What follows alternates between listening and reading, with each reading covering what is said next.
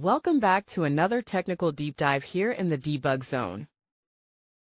Today we're tackling a big question and breaking it down with insights from other users.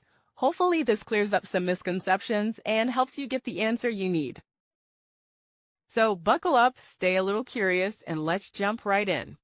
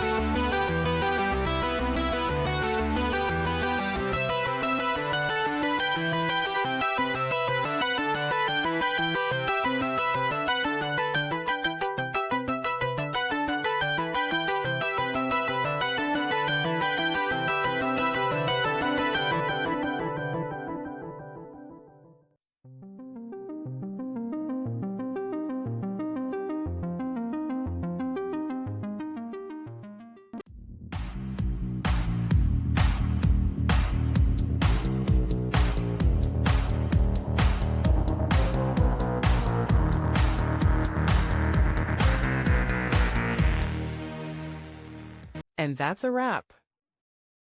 I hope you found the answer you were looking for. If you did, take a second to hit that subscribe button. It really helps out.